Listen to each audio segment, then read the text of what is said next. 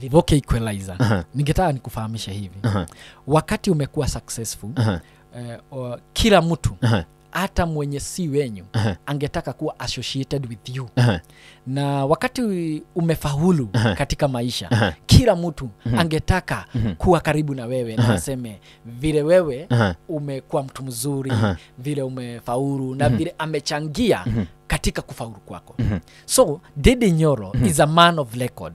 Amefaulu katika mambo mingi sana. He has been the former budget chair. Na tumeona yale mambo amekuwa akitekeleza katika eneo yake la bunge. Amejenga mashule, ameweka ties, na tumeona member of parliament wamekuwa wakienda katika hilo eneo yake kufanya kitu inaitwa benchmarking. Na yale mambo tumekuwa tukiona katika mtandao. Ukienda katika eneo yake ni utayashuhudia. So the president wakati aliona hawezi pigana na mchapakazi, akaona the only thing is to embrace na kufanya sisi tuone ya kwamba wamekuwa pamoja na yeye. Lakini kama wamekuwa pamoja na yeye, president ni mtu ako na ushawishi mkubwa. Kwa nini Ndindi Nyoro anaondolewa katika kamati ya budget? Na he was the chair.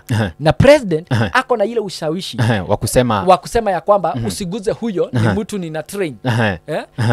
Na kama ni mtu ana train, kwa nini hakumshift from budget na ampe cheo ingine yenyewe? Tutaona kama wananchi yenyewe the president is mentoring this man. Wajua kwamba wakati ambapo mlima watu wanasema kwamba rais amepoteza mlima pale, uoni kana kwamba kungekuwa na jama fiche pale ya kuhakikisha kwamba kura za Mlima Kenya zinagawanywa ifikapo mwaka 2027?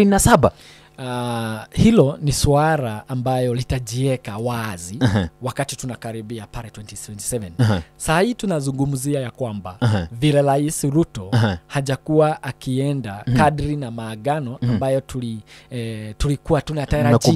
Ni kwa sababu pale tulienda tukiwa blind. Hakuna kitu tuliandikania tunataka utufanyie hii. Kwa hivyo hakuna kitu anatufanya mbaya. Kwa sababu tulienda pale with emotion. Tunataka sasa kuondoa President Uhuru, tunataka Ruto, na everybody was saying about Ruto.